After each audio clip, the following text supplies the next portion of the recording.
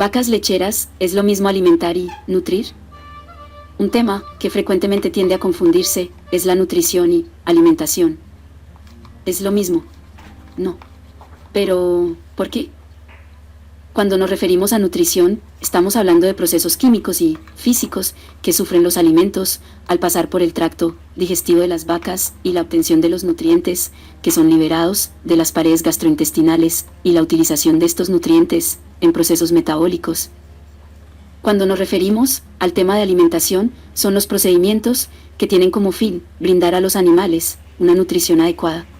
En otras palabras, es la comida que se brinda al animal, cantidades e ingredientes, y la nutrición será el destino que toman los alimentos cuando son ingeridos.